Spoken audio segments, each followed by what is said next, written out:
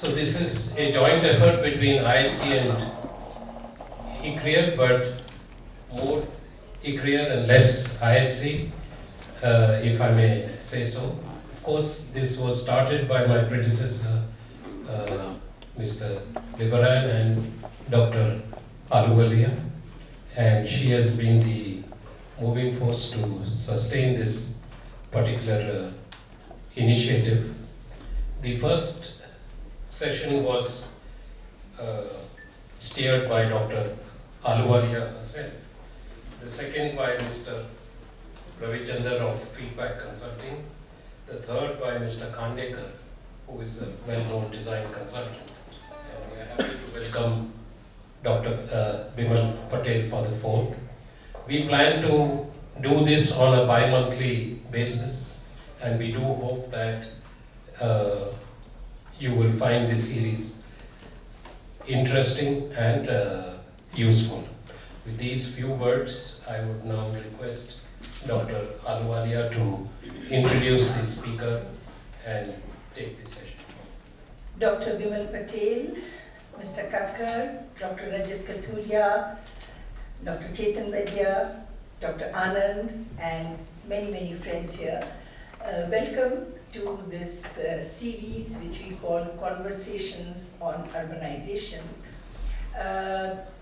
To tell you honestly, we started this series because we wanted to really understand what was on people's minds when they thought about the challenges of urbanization. And from that, if we could really develop some research projects and thereby give supply of policy suggestions and institutional reform type measures in response to demand. And what we try to do is we try to bring the best and the brightest, and Dr. Bimal Patel definitely qualifies among such people who have worked on urban planning and urban development in India. But we also restrain them from speaking more than 12 minutes to begin with, because we want them to provide feedback to what is on your mind. And that's why we call this Conversations. And Habitat Center is as much a partner in this exercise as we are. We would not have this facility of this hall and automatic access to such membership, but for the fact that India Habitat Center has collaborated with ICRIER in this exercise. Now, Dr. Patel is going to be speaking on a very important subject which is on everybody's mind, which is city planning. He is president of CEPT University in Ahmedabad. He has over 25 years of professional research and teaching experience in architecture, urban design, and urban planning. He wears a private sector hat as a head of a private architectural company. He heads a not-for-profit organization. He founded Environmental Planning Collaborative, and he also consults with governments, particularly based in Ahmedabad. He really has had a major role in urban development in Gujarat in general and Ahmedabad in particular. I remember 5 years ago, he's going to be talking about city planning. 5 years ago, when I was visiting Ahmedabad, he took me to the Sabarmati Riverfront Development Project and then showed me a whole lot of, slides and three-dimensional pictures. And I never thought that this would actually come to a reality. And I was there last week, and I went to the riverfront again. And certainly the first phase of what they had dreamt of is very much on the ground. So to have a planner who's actually dirtied his hands with implementation and shown the results, and ask him why planning doesn't work in the rest of India, and how we can really do better urban service delivery, better urban infrastructure within a framework of city planning. That's what we thought, he could initiate this conversation, and then it's going to be free for all. Thank you, Bimal, for inviting me here, and thank you for all your kind words. I'm going to probably do even less than 10 minutes. I think when everybody talks about city planning, everybody is convinced that it doesn't work. And everybody sort of agrees that it's actually part of the problem, not really part of the solution. This is the image of city planning right now. Why do we say this? If you go from city to city, all of them will have some statutory plan in place, but all of them will tell you that it is not implemented and nobody follows the plan. This is the story, city after city. Most of the buildings that come up do not comply with the regulations that are part of the plan, and the proposals of the plan are not implemented. In fact, even when you ask students of planning, and that's the real tragedy, and as I do sometimes, in a gathering of planning students from across the country, and you ask them, I say, how many of you believe that the plans you make are going to be implemented? Nobody puts their hand up. Okay? And that's a real tragedy, because here you have young people setting out on a career who are going to make plans which they know, they are already convinced that cannot. So they're setting out on a career to make paper plans, things that they think they will make them a living, but that's going to be essentially shelved. This is a real tragedy. Okay. Now, the question is, well, so city planning doesn't work. I've spent a lot of time, I'd say since 1995, trying to make city planning, working along with government, basically in Ahmedabad and various other governments in local governments, to try and find out how planning can be made to work. And I speak from that sort of an experience. These days I've become, not these days, I'm notorious for being part of the Riverfront project, but I consider I take more pride in the work that we did on the 1999 development plan of Ahmedabad. Unlike any other place, if you went to Ahmedabad and asked the planners in the Ahmedabad Urban Development Authority whether their plan was implemented or not, they'll quickly pull out a book and tell you, well, on so many dimensions it's been implemented. Okay, so that's and so I speak from experience of having seen planning being made to work in a number of places. And so that's where I am coming from. If somebody were to ask me in a nutshell, why doesn't planning work? And what do we need to do to make it work? I'd say, well, the most important thing, and many things that need to be done, but the most important thing is that the way we do planning needs to change along many dimensions. Okay? And all those dimensions are as follows. Planning needs to embrace politics, not shun it. It cannot afford to see itself as a technocratic profession. It needs to embrace politics. Now this means that planners need to be concerned with issues of fairness and issues of primarily issues of fairness. When planning tries to do things that are unfair, it does not work. And I'd like to say that the kind of planning that Indian city planning has been, basically we try to do unfair things, and in a democracy you can't make unfair things work. Second, the relationship between planning and markets needs to be understood differently. I studied all my planning in the US. I didn't study any of my planning in India. Perhaps that's why I came to it with a different viewpoint. In the US, the standard planning theory question, the first one that I was to answer in my PhD exam, was when are planners justified in doing what they want to do? Okay? And the standard answer was when markets fail, this is when you jump in. Otherwise, markets do a fairly okay job in many areas. their planning is something that markets already have a role and planning comes in. In India, it's the opposite. When do we allow markets to function? Everything you want to plan. Unless you change that relationship between planning and markets, it's not going to work. Okay, the planners have always thought of how to spend money. That's not going to work. Planners have also got to talk about how to raise money. Okay, this is not, you have to look for resources. All the projects and all the plans that I have worked on are implemented primarily because they don't use taxpayer money. They create value, unlock that value, and use it for development. Okay, so that's the third thing. Fourth thing, we in India have this very, very funny notion of standards. We think standards don't cost anything. We think we can raise the standards of India by writing them down.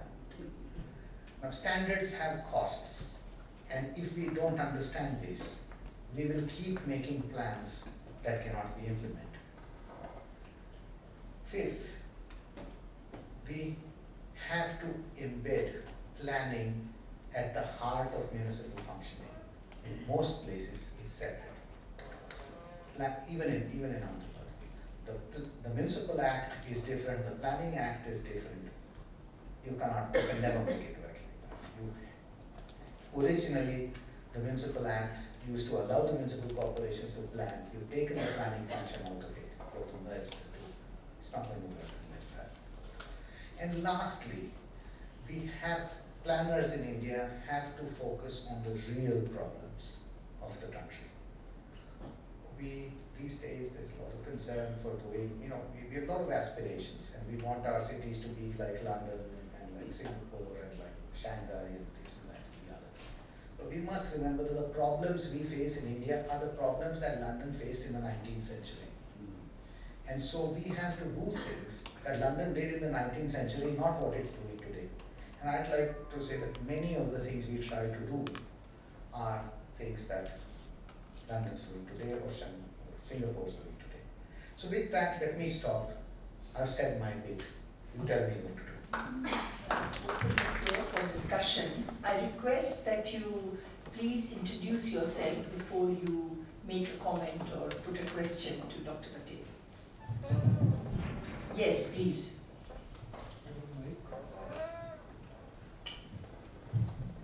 Yeah, my name is GB Babai. I'd like to know what you think of Modi's plan to have 100 smart cities. Is that a good idea? Will it reduce the chaos in the cities which exist? Will it reduce the density of population because people will stop migrating?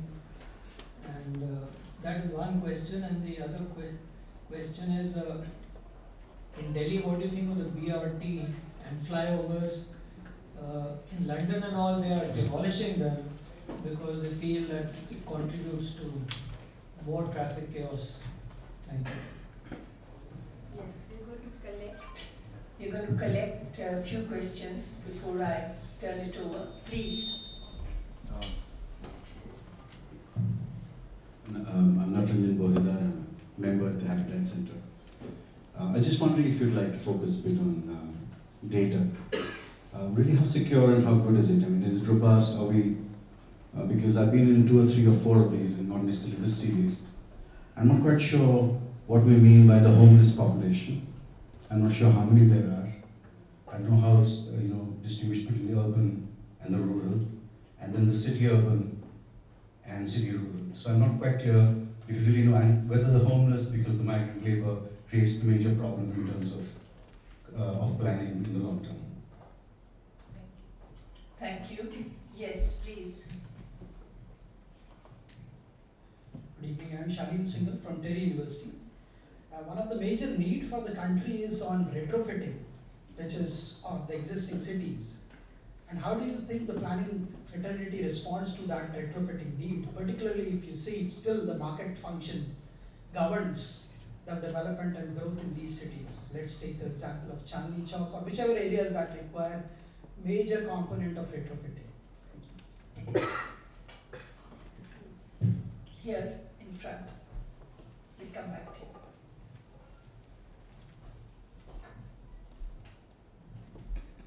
I'm N. Bhattacharya, working with the Ministry of Urban Development on a capacity building for urban development project. 2-3 clarifications. I would like a little more elaboration on your second point, planning versus market. Are you suggesting market would take its own course and therefore will guide planning, or should planning be guiding also? Little bit of market intervention positively. Second is the question of planning versus governance. You made a very important point, I think, on the local government or urban local bodies or cities. And since now the planning function really does not exist in cities, how do you see this to be streamlined in terms of really incorporating this as an essential function of the overall governance in city? These are the 2 points I think. Dr. Chetan. Bimal, I was going to take you to the point which he mentioned first, this related to market. One of the things you were saying, it should be fair to most people. But a government official with all the CDC and the courts and the arcades, how does it decide fair? And that some discussion is required on that. There was a gentleman at the back. Idhar DJ pehle piche. Nafis Mir from Research Council UK. You mentioned that what India is going through now in terms of urbanisation, London did in the 19th century. Having just returned recently from Beijing, what is there that India can learn from urbanisation in China, which was in a very similar situation to India about 10-15 years ago? Yes, please. I'm an architect. I just want to. Can you give me your name, please? My name is Mitra Mitra, and I want to ask. In Australia, I have experienced that even if you design a small neighborhood, you have to show how much work or job opportunities it will generate. Do we? Does our planning have to show this fiscal side of it? Is there? Yes, Bimal, you're really going to be inundated. Yeah, my name is Pratap Chandani, associate member at ICRIER-IHC. I think this planning to work would have to be, I suppose, integrated planning, where it would have the spatial component of roads, buildings, and all that, plus the temporal part in terms of the rivers we destroy, the waste that we generate, and also the culture of the city.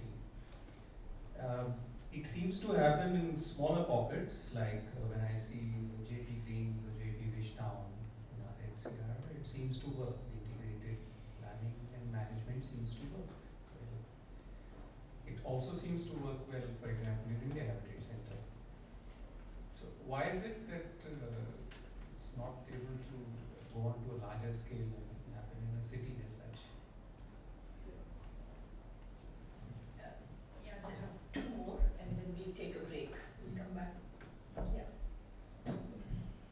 Vince from ICOM, a consultant. In your research and practical work, where do you think the best practice is in terms of the financing of urban infrastructure in India? And what sort of lessons can be applied elsewhere in Indian cities? And the last one on this round. Yeah. Thank you. My name is Yogesh Kumar. I have a larger sort of perspective in respect of the talk. I think the problem with urban planning, basically, or layout and all that, is because the fact that the cities are overwhelmed by migrations from the countryside. And that is because the fact that the countryside, despite the fact that 60% of our population actually lives in villages, or is related to agrarian activities. What we have is that obviously the sector is not growing very well. And because of that, you have a huge urban inward migration, because of which whatever planning we do gets overwhelmed and all our infrastructure actually gets overstretched. That leads to the problem of governance and so on and so forth. So the way I look at it, we cannot solve our urban planning issues unless we solve overall infrastructure issues. That comes to the question, that brings the question of connectivity, with a view to reverse the migration flows from the rural areas to the cities. And that is also a huge task, but because of the fact we are not able to do that, therefore even our urban growth is actually quite skewed. So I'm actually thinking that perhaps one way really is that you can do that only if you build expressways, which is where you separate the slow moving from the fast moving traffic, thereby actually increase the reach of the cities into the hinterland, so to say. And that you can do if you convert the existing highways, intercity highways, which are on both sides, there's a double carriageway on both sides. With minor alteration, you can convert them to expressways with a supporting feeder road network, and thereby increase the reach of the cities into the hinterland, and in fact, in the process, transform even the rural economy and make the cities much better governable. Thank you. Over to you, Bimal. Because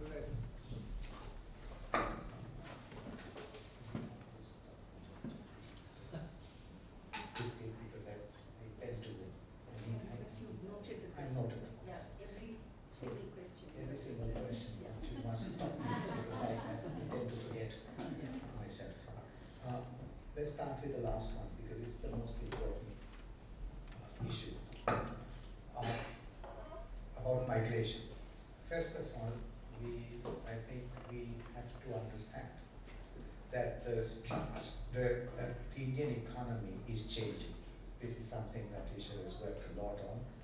And we are going to get more and more growth out of non-rural type jobs, non-agriculture jobs. So, in a sense, there is a big structural shift, and people are going to, instead of being employed on the farm, they're going to be employed in manufacturing and other such service activities as this happens. This is a structural change of the economy. There's nothing we can do about it. We cannot keep all those people in agriculture. This we must accept to start with. The second point, once this has happened, this started happening in the first time such an epochal sort of a change of the economy happened in the world was when we shifted from hunting gathering to agriculture. 10,000 years ago, we shifted from being hunter-gatherers to being agriculturists and changed the entire way in which we live. Mahabharata celebrates that when we say that we cut down the forests and we made farms. Such a change is now happening. Okay, point number one. Point number two. When people move from a rural way of life to an urban way of life, and I don't mean to cities necessarily, but to an urban way of life, where they will move and how they will move is something that I don't think anybody can have huge control over. Anybody who has tried to do such a control has failed miserably. Okay? And you cannot decide whether I'll send all the people to Bombay or I'll send them to Ahmedabad or small towns or big towns. These are massive, complex processes that you cannot control. And this we must keep clearly in mind. We might desire to put people into slots that we think are right, but it doesn't work like that. It has not worked like that anywhere in the world. Okay? And I don't see any reason why we have any better capacity to do this. Third thing to keep in mind, every time a society has urbanized, its cities have collapsed. India is not special. When England urbanized, which was the first country to urbanize, its cities became a complete mess. When United States urbanized, its cities were also a mess. And when China urbanized and when every other country urbanized, its cities were a mess. Just Google 19th century London cities. You will find slums, you will find pollution, you will find sewage in the rivers, you will find much worse conditions than Indian cities have. To be able to manage this process of urbanization by some sort of a great foresight and a great planning is something that we can hope for, but nobody has managed. So let's not flog ourselves too much or think we are special when we believe that we can manage this process better. Many countries in the world, despite the fact that their cities collapsed, over the last 60, 70 years, have slowly been able to transform their cities and make them very livable and very efficient. Okay? And we are going to have to do the same thing. We cannot have, we cannot expect that everything will work out without problems for us. It will be a mess, and the mess will have to be cleaned. I think a realistic planner would take that as a given and not try to not have the mess. It's not possible. Let's be realistic about it. So this is the thing. Our cities will expand, so there will be three things. In center of town, more space will be needed. In the periphery, they will grow, and we will need new cities. So we need all three. We cannot say everything has to be in the middle of town. We have to expand and keep people in the same footprint. We cannot say everything has to be on the periphery, and cannot say that we need all things, and we'll have to try many different things. Some will work, some will fail. Okay? And people will sort themselves out over a period of time. You cannot hope to micromanage or precisely manage this process. If we stop trying to do that, we'll do a better job. So this is that question about 100 smart cities. Yes, we need 100 new cities. We need the old cities to be fixed. We need peripheries to expand. We need everything. It's not like we need one type of solution. We need many different things to do. So that is that. What does it mean when we say we have to accommodate growth? We have to accommodate growth means we have to build infrastructure. And to build infrastructure, we need money. And money, you have to try and find ways in which to raise money to put into infrastructure. Okay. Now growth has to pay for development. And you cannot have sterling perfect infrastructure from day one. So whatever growth we have, we will put into infrastructure. Now you asked a question about financing of infrastructure. I think, it's not because I'm from Gujarat or I'm involved, but I think today Gujarat probably has the most sophisticated way of channelizing the value created by growth in land and increasing land and bringing it back into development. Because basically what Gujarat is able to do is to take away some of the land and then it sells it, and then it uses that to pay for the infrastructure. In Gujarat, that's the method for all sorts of development. And so perhaps the best financing methods are there, but I'm sure that soon other people will be trying new things, and there will be other things that will come up. Okay, so financing, infrastructure, migration. What can we learn from China? Very little. Primarily because we are a democracy and China is not. I think we have, instead of yearning for a different political system, we have to understand that our planning will have to be different from China's, obviously. It cannot be a planning that works in a place where there is not a democracy. So it will have to be more like what other democracies have had. Other vibrant, chaotic, noisy, messy democracies have had. That's the sort of planning we need to have. So you need to have planning that is perhaps the sort of planning that was done in messy democracies like London or like England's democracy or like the United States. I mean, these are places which have the rule of law, which have planning of that sort. You cannot wish away our democracy. Now, in a democracy, if you want things to work, primarily, what you propose must be fair. Now, let me just explain in a simple terms, explain what is fair. When we build a road, let us say we want to build a big ring road outside the city. Okay. or we want to build, let us say, a garden in the city. What we are saying is that we want to create some asset which will bring public benefits. Okay. So we need land for it. And so we tell somebody that I'm going to use your land and create public benefits. So now look at the situation. This guy, you're going to give him money for his land, compensate him. But you know what he's thinking? He thinks that he is going to basically lose his land, but his neighbor who's right next to him is going to get a parkside or a roadside property. So his value is going to keep going up and up and up and up. And here I'm out of the game. You know, imagine if it was your land, what would you feel? You will run up to the politician and try to get the park shifted from here to here on your neighbor. The neighbor will try to keep it here. Now, very simply, this is not fair. And in a democracy, it's not going to work. So the way you have to do this is a little differently. If you can, you know, if for example, this is a room jam-packed with people, and let's say we wanted to create a road in the middle. I could tell all these guys, starting with Chetan and Nabrun here, that please, you people get out of the room. We need space in the middle. That's one way to do it. Another simple way of doing it would be to say, everybody please move a little bit to this side. Everybody lose a little bit of space. And that's a fairer system, right? So that these guys stay in the room. They don't feel like they are losing out.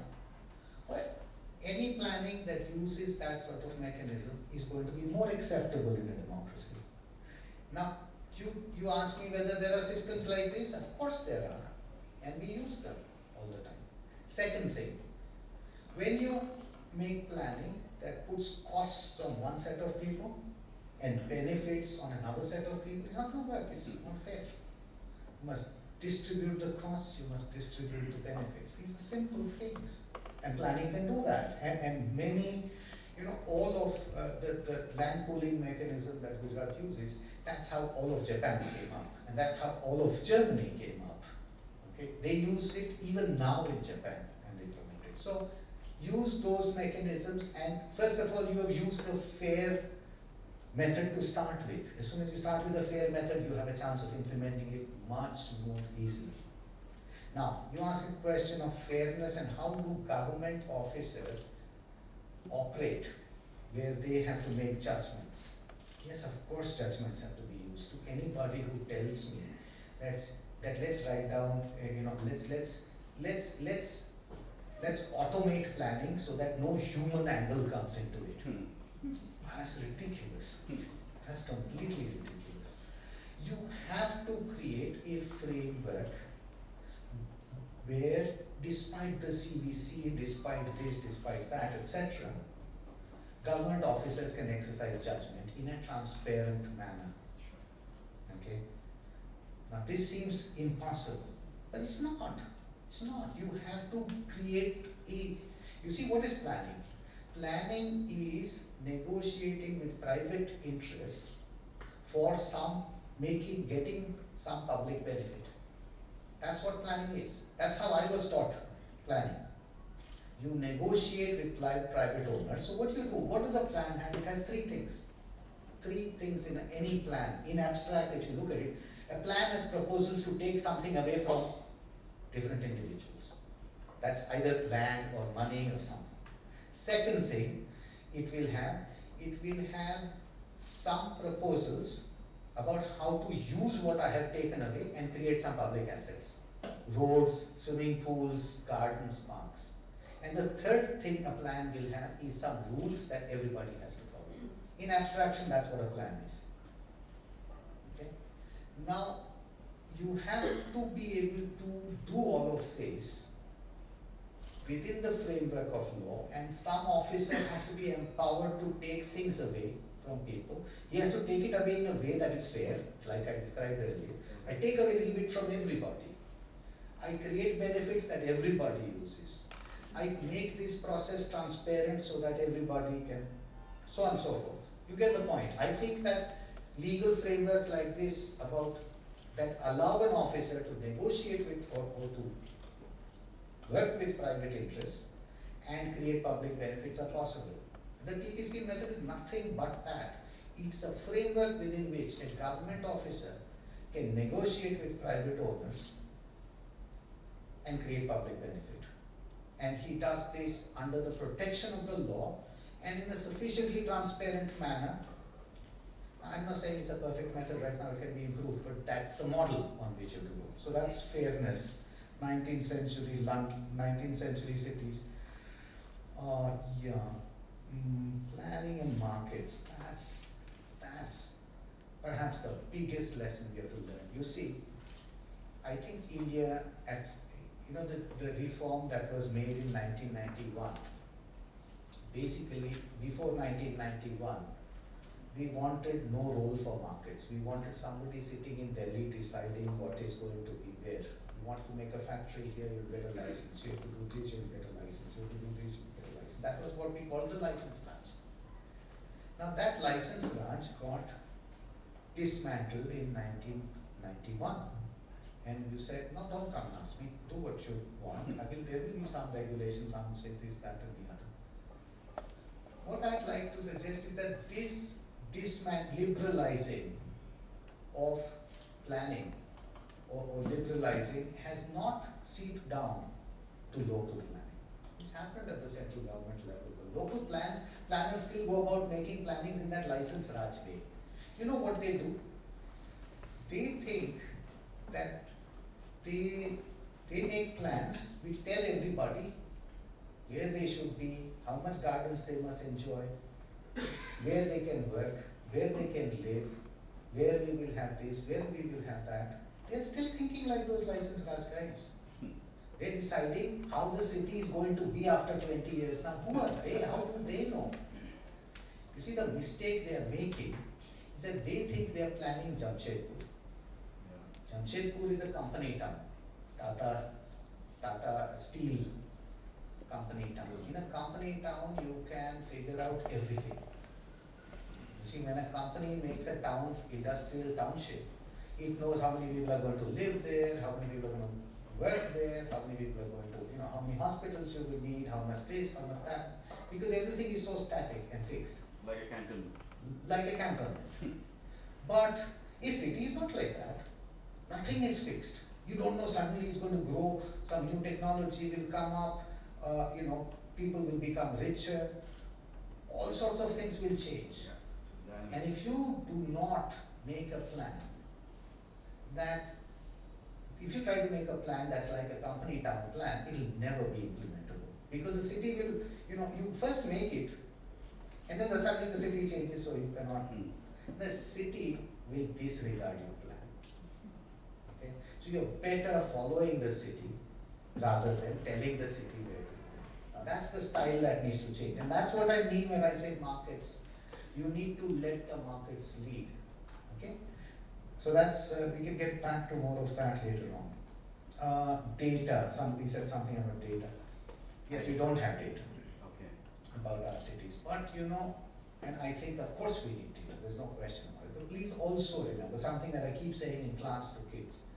I say, listen, you can endlessly collect data. That's right. And that's, it will mean nothing. First find out what you want to do, then get the data that needs to figure out how to do that. So don't, but yes, in India, by and large, we need data.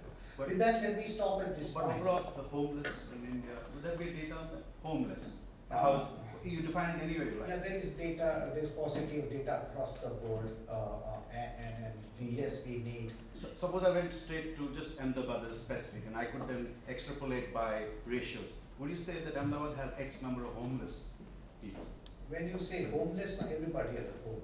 There's no question about that. And this could be rental. But you mean slums or you mean pavement? This is exactly my problem. I mean, I don't know whether you're calling a slum a home or a home or a rental piece. Yeah, slum is also a home. I don't see why we should talk about traffic and flyovers and all that. Okay, so yeah, traffic and flyovers. I have this here.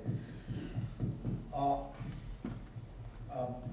take that up as soon as I get something else that's related to that. So I just want to stop. I'm lost now. Dr. Anand. Hello. My name is Anand Singh Bhal and I'm the Economic Advisor in the Ministry of Urban Development. So just getting down to the basics, city planning, to look at the institutional, the administrative, and the regulatory architecture of city planning. Should city planning be done by municipalities as suggested, or by para-state government bodies? Like in Delhi, DDA is planning, the municipalities are administering. And so you have different models. I don't know the Gujarat model.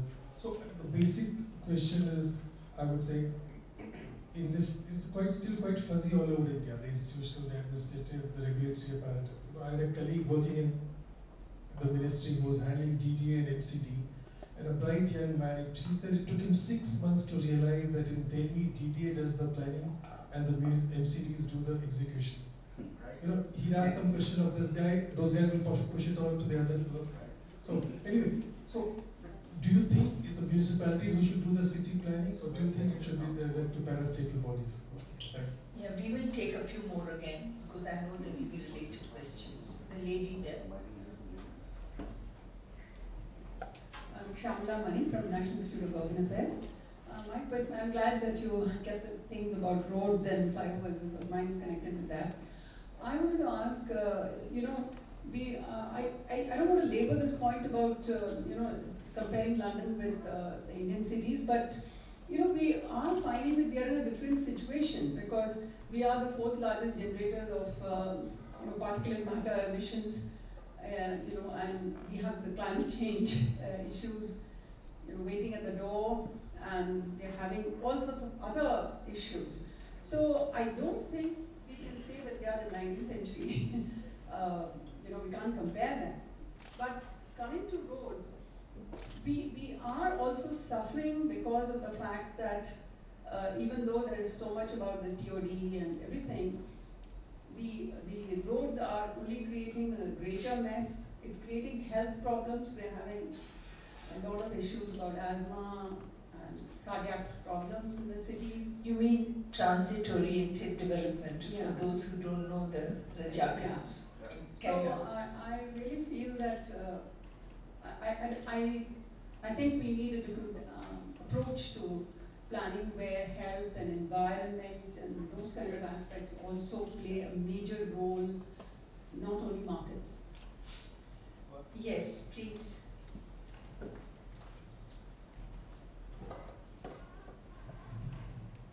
My name is Vikram Bhatt. I've got two questions. The role of municipal bonds, recapturing the value added over the economic life of the infrastructure created, matching the long gestation periods, and the user pay policy. And the second one is a lesson from Lavasa in terms of planning in markets. Is that good? Is it viable? Should it be followed? So an assessment of that. There were two or Thank three you. hands. Yeah, please. My question is, do our politicians have the will and skill to make city planning work for India, and same thing for the attitude of the bureaucrats? I'm referring in particular to the enforcement of development control in our urban villages, where there are, if you look around Delhi, there are six stories building coming up. And I, being a municipal engineer, I must say, no one is looking at it, because even someone points out, I mean, he is the odd man out in the municipality. And so, and secondly is about the unauthorized colonies. There are more than 1,500. So I think what the student of urban planning will learn or do, as you very rightly said. Thank you. Yes, please.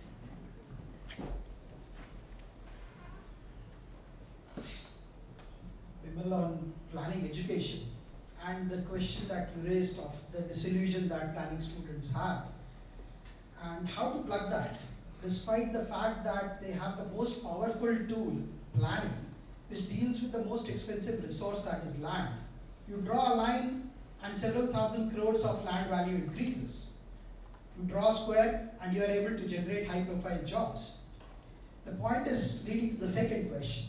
Still, the planning as a tool is not formally capturing the real estate value that comes back to the exchequer. How do we do that? Any more questions? Okay, let me, oh, there's one? Yeah, sorry. right at the back. Rajkumar.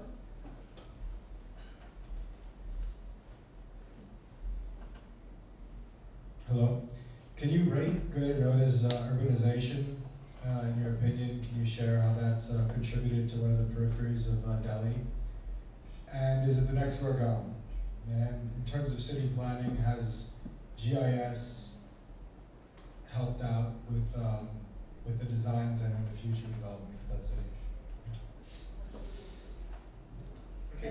May I just add, since questions have been raised about lessons from Lavasa, I would also like to have your feedback on what you think of how Magarpatta was planned and developed.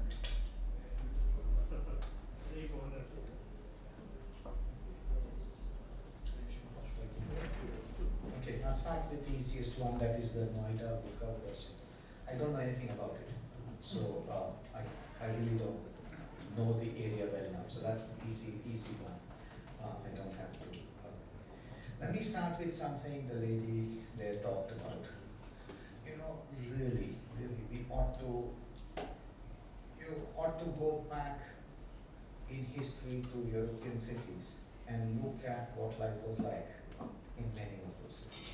Read Charles Dickens, read Marx, read Engels, and you will realize that the condition of those cities were often much worse than what we see today. Take the fact of pollution in our rivers, and we think that our rivers are really polluted. Indeed they are. But so were many other rivers. When I say 19th century, I mean in 1857, the parliament had to be closed down because you couldn't sit in parliament in London because it was stinking so much. In 1950s, London came to a standstill because of the smog, because they didn't have vehicle problems, they had problems of burning coal. And it was just impossible. People were falling sick, they were dying. Okay, so listen, see, all I'm trying to say is that when I say compare our condition with those, I say, listen, they face some of those and slowly put in place mechanisms for changing. And we are also doing that. I'm not saying we're not, it's going to take time, societies take a long time to learn, nothing comes automatic. All I'm saying is don't hope that we are going to be able to urbanize without any of those problems happening, because it's not possible. It's not possible for institutions and societies to have so much foresight. It's not possible. So this is where I'm coming from. I don't think that we should, we have to worry about that. We shouldn't be looking for the glitzy things just now. We have to do some far more basic things, but on that I think we agree. That we have to do more basic things like and thinking about slums, etc. Let me come to the question of slums. Slums are created by planning in India, not. Slums are created by planning. Let me explain what I mean. It's very, very simple. When we say a slum, what we mean is two things. We mean it's poor standard housing, unhygienic, crowded, and illegal. These are the three things that make it a slum. Now look at how planning works. We sit down, we make a plan, and we say that this is the jurisdiction of Ahmedabad, Delhi, Mumbai, whatever. Then we say, anybody who wants to build here must take permission before he builds. Fair enough. Then we say, if you want to build a building here and get permission, then you will have to follow the following standards. And you say that building will have to have so much strength to withstand an earthquake. It must have so much parking. It must have so much garden space. It must leave so much land. It must do this, do that, do that, do that. Lots of standards. We set up many minimum standards that you have to reach if you want to build a house or a building that can be permitted. Now all these, you cannot set up a standard without establishing some minimum cost for it. Yeah. If there was no cost to it, you wouldn't be setting up the standard in the first place. Okay. Now you add up all these costs. When you add up all these costs, you get a minimum threshold of cost that you have to, that you will have to spend that much money to build a legal house. Okay? Unfortunately, nobody, when they make the standards, they don't add up the costs.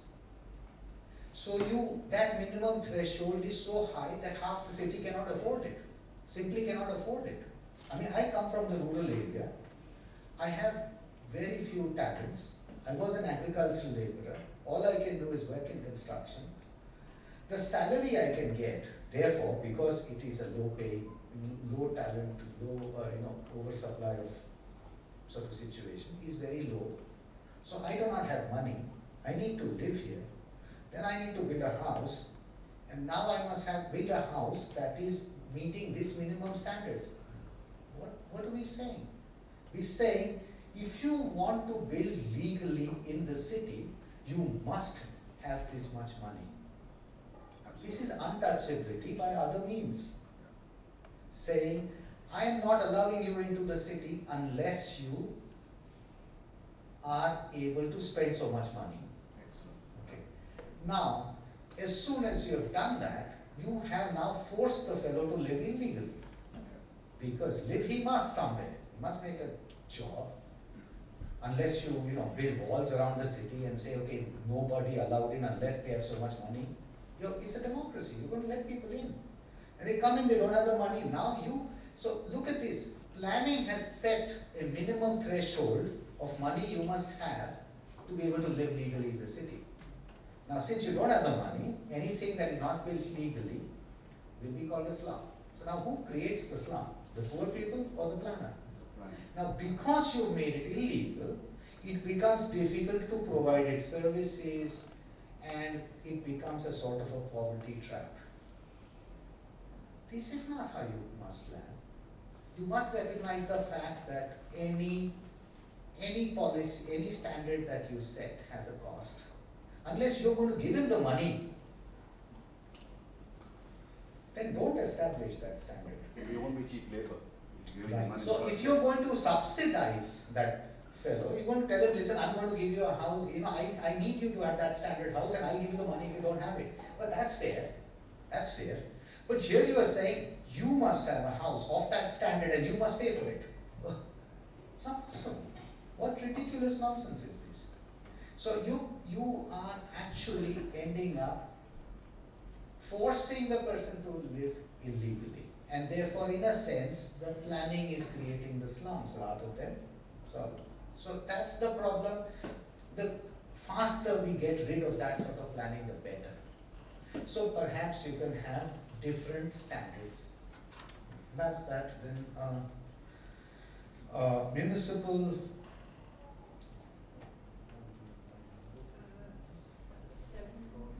Sure. Okay. One important question is planning and whether it should be done by parastatals or municipal corporations. I don't think there is. I mean, there's just nothing to be thought about here. It has to be done by municipalities. It cannot be done by parastatals because, let me explain why. You see, if you want to make planning responsive to people, then it has to be done in the institution where you have elected representatives. You cannot have it done by somebody who cannot be pressed upon. So there is no question. It has to be at the heart of municipal governance, not parastatals. That's a big problem with the way we do planning. Lavasa and Magarbata. We need all sorts of things. Lavasa is, if there are Lavasa type cities coming up, that's also needed. We need to expand cities on the periphery, that's also needed. I don't think there is, India is a big country, we have to try many different things, some things will work, some things won't. I don't think we have to say, this is the formula, one formula, and it will work. We must let many things happen, and from those will emerge. How will Chandigarh work? Chandigarh, I think, is those sort of cities are going to be a bit of a problem just now, because at that time you could appropriate vast amounts of land, because India was different at that time and the political situation was different. With democracy having deepened, government appropriating vast amounts of land forcefully and then trying to build a city on it is probably going to be difficult. So you have to find out other ways of appropriating land. Chandigarh type solutions might not be so easily feasible, or it's not that easily feasible. BRT and flyovers. When I think of flyovers, the thing that comes to my mind is what my teachers always told me. Think of the difference between ends and means. Okay, very often in transport, and it happens in transport all the time, we go out to try and create public transport. We go out and try and create flyover. That's completely approaching it in the wrong way. What you really have to think about is what is it that you want to achieve? You want everybody to have better access. Okay, so you must not try to build a public transport system or a flyover, but focus your attention on what's going to improve access. Sometimes a flyover might be important in doing that, but sometimes not having a flyover and something else. Sometimes a BRT might be good. Something you must be agnostic about the methods that you use. You must look at the problem and try and use different things. Too often, we want to build flyovers because it is a desire to do something, and it seems like the most visible thing that you could do, and that's the wrong way to do it. So that's something. I think I said something about smart cities. I think the desire is to create 100 new small towns. Yes, I think 100 new small towns. Somebody said Lavasa, yes, that too. Growth on periphery also, and growth in the middle of cities also. It's not one or the other. We have to do all these things, and we can't do one exclusively. Job opportunities, yes, we have not been thinking of economic growth when we do planning, but as we go ahead, we'll have to. Presently, I think growth management in infrastructure seems to be, such a big thing we have to, all the cities have to manage, that doing what Australia and people like that do about getting jobs into the city takes a backseat. But yes, it's important and it needs to be done. Planners need to start thinking about how they are going to bring employment within the city. That's important. I think with that we've run out of 7 minutes, and so we'll stop at that. Well, you can see that Dr. Bimal Patel never disappoints, and this has been a very, very stimulating session. So please let us give him a hand. And thank you.